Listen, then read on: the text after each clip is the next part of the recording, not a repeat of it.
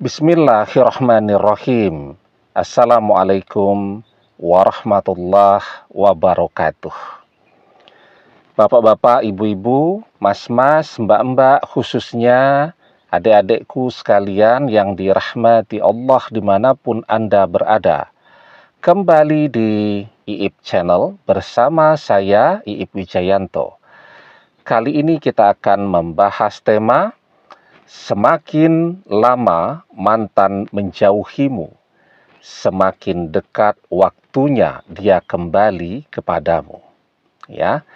Nah, jadi awal-awal terjadinya perpisahan itu sangat wajar kalau kemudian orang merasa panik ya.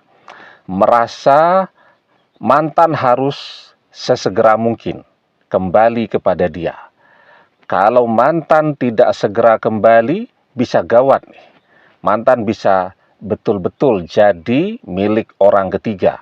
Mantan akan disentuh, mantan akan dipegang, mantan akan dipeluk oleh orang ketiga. Jadi kita terjebak tuh dengan bayangan-bayangan kita sendiri ya, yang kemudian membuat kita menjadi panik, menjadi selalu gelisah, menjadi ketakutan. Tetapi seiring dengan penolakan mantan untuk kembali kepada kita, seiring dengan kekecewaan kita melihat semakin mesra, semakin dekat, semakin romantisnya mantan dengan orang ketiga, dan kita pun beradaptasi dengan kesendirian. Nah, maka perasaan panik itu perlahan-lahan mulai sirna. Mantan berjalan ya, dengan agenda-agenda hidupnya sendiri. Kita juga kemudian mulai kembali kepada kehidupan kita dan berjalan dengan agenda-agenda kehidupan kita sendiri. Nah, tidak terasa kemudian perpisahan sudah berlangsung lama.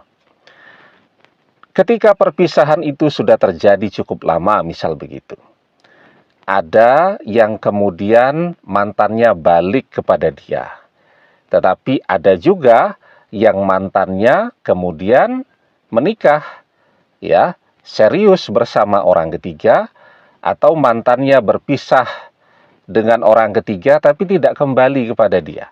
Mantannya mencari, ya, pengganti orang ketiga, ya, yang kemudian menjadi pasangannya, menjadi pendamping hidupnya. Nah, sekarang tentu dari pilihan-pilihan ini kita masih menginginkan mantan untuk kembali kepada kita. Ya tidak. Kalau kita tidak mau mantan kembali kepada kita, ya tentu kita tidak mau kan nonton video-video seperti ini yang berjudul mantan kembali kan.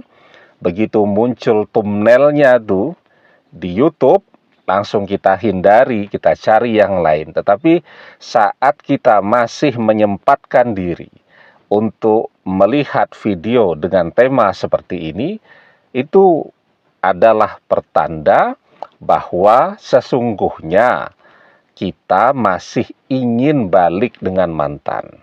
Walaupun ada juga tuh yang ekismes ya.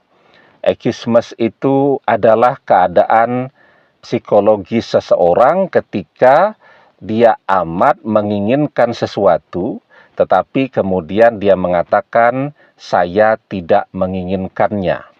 Ya, jadi misal ketika kita lapar, ditawari untuk makan, ya, kemudian kita mengatakan sudah, terima kasih, ndak usah repot-repot, saya baru saja makan, saya masih kenyang. Nah, itu namanya ekismes.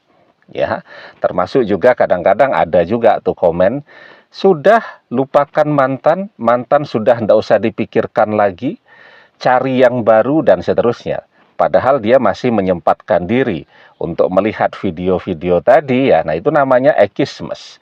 Ketika dia mengatakan dia tidak menginginkan lagi, itu pertanda bahwa hatinya amat sangat menginginkannya. Nah, jadi kita walaupun ada yang ekismes, tetapi kita yang jujur kan, kita menginginkan waktu yang lama setelah perpisahan dengan mantan, itu akan membuat perubahan dan keajaiban, mantan sadar dan mantan kembali kepada kita.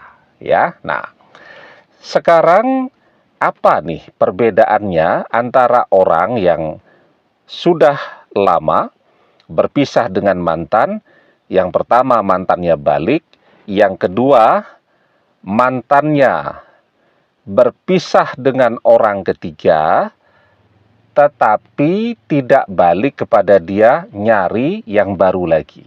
Atau yang ketiga tadi, mantannya tidak pernah balik kepada dia dan tambah serius atau malah menikah dengan orang ketiga. Perbedaannya apa? Yang ini ya, yang kedua dan ketiga kita abaikan saja. Nanti menghabiskan durasi nih kalau ikut kita kupas satu persatu. Yang paling penting sekarang pertanyaannya apa nih yang dilakukan oleh yang pertama ini? Yang membuat mantannya balik kepada dia. Nah, ini yang paling penting kan? Sebelum kita bahas lagi lebih jauh ya, jangan lupa yang belum subscribe untuk memencet tombol subscribe dan menyalakan lonceng notifikasi agar Anda selalu mendapatkan pemberitahuan video-video terbaru dari channel kesayangan kita ini. Dengan subscribe, doa-doa kita selalu terhubung sehingga kita selalu bisa berdoa bersama-sama ya. Dan jangan lupa subscribe itu gratis ya. Nah, jadi apa nih yang mereka lakukan sehingga setelah perpisahan terjadi, mantannya kembali kepada dia? Jadi sesuai judul kita tadi ya, semakin lama mantan menjauhimu, semakin dekat waktunya. Nah, di situ ada kata waktu. Waktunya dia kembali kepadamu. Waktu itu sangat kuat. Waktu itu adalah sesuatu yang dibutuhkan ya untuk apa saja. Untuk melihat hasil dari sebuah usaha, untuk melihat hasil dari sebuah doa. Kita nanam cabai. Ya, apa yang kita butuhkan? Waktu untuk menunggu dan melihat hasil dari cabai yang ditanam tadi kemudian berbuah, ya. Nah, jadi waktu. Allah mengajarkan kepada kita juga tentang waktu. Ya, di dalam surat Al-Asr. Wal asr, demi waktu. Ya, innal insana lafi khusr. Sesungguhnya al-insan, manusia, itu di dalam keadaan yang merugi. Jadi kita ini, manusia ini, ya, secara umum itu dalam keadaan yang merugi. Innal insana lafi khusr illallazi na'amanu wa amilus solihat, kecuali ya, illallazi, kecuali orang-orang yang, illallazi na'amanu, kecuali orang-orang yang beriman kepada Allah ya, wa amilus solihat, dan mengerjakan amal saleh ya, watawasau bil haq watawasau bis sabr, dan saling nasihat menasehati dalam kebenaran dan saling nasihat menasehati dalam kesabaran. Itu yang mereka lakukan ya. Jadi mereka beriman kepada Allah, mereka mengerjakan amal saleh, mereka saling nasihat menasehati dalam kebenaran dan dalam kesabaran. Itu rumusnya. Mereka beriman kepada Allah dan mengerjakan amal saleh. Ada begitu banyak orang yang beriman kepada Allah tapi tidak mau mengerjakan amal saleh. Beriman kepada Allah tapi tidak sholat. Beriman kepada Allah tapi tidak puasa. Beriman kepada Allah tetapi banyak melakukan dosa dan maksiat. Yang begini orang-orang yang doanya tertolak. Ya, ada juga orang yang beramal saleh tetapi dia tidak beriman kepada Allah. Ya, dia melakukan kemusyrikan, ya, menyekutukan Allah. Jadi misalnya dia sholat, ya, tapi sholatnya bukan karena Allah. Sholatnya agar mantan balik kepada dia. Misal dia mau mengerjakan amaliyah, amalan yang di situ, ya, amalan itu bisa dikerjakan setelah orang mengerjakan sholat fardu. Maka sholatlah dia. Tapi tujuan sholatnya bukan untuk Allah. Dia sholat agar mantannya balik. Maka yang seperti ini mantannya nggak akan balik. Ya, ada orang yang puasa, ya, tetapi dia tidak beriman kepada Allah. Puasanya tujuannya agar mantannya balik. Ya tidak. Jadi dia berpuasa. Karena apa? Karena kata Pak Ustadz, waktu berpuasa itu adalah waktu berdoa yang mustajab. Maka dia puasa. Tapi puasanya niatnya bukan karena Allah. Niatnya agar mantannya balik kepada dia. Yang seperti ini, ya, yang beramal saleh tetapi tidak beriman kepada Allah, artinya dia tidak menjadikan Allah sebagai tujuan hidupnya, tetapi menjadikan mantannya sebagai tujuan hidupnya, maka mantannya juga tidak akan pernah balik, melirik pun tidak. Ya, nah, kemudian saling menasehati dalam kebenaran dan kesabaran. Ya, jadi itulah yang dilakukan oleh kelompok yang pertama tadi. Mereka mengisi waktu perpisahan itu, ya, dengan beriman kepada Allah. Artinya setelah perpisahan itu keimanan mereka menjadi lebih baik, ya, keyakinan mereka menjadi lebih baik bahwa perpisahan saat ini itu adalah yang terbaik untuk mereka. Apapun yang sudah Allah pilihkan bersama mantan atau harus sendiri dulu, itu adalah yang terbaik, ya. Kemudian mereka juga mengisi hidup mereka dengan amal saleh. Mereka sholat karena Allah, mereka puasa karena Allah, mereka sedekah karena Allah, semua karena Allah, ya.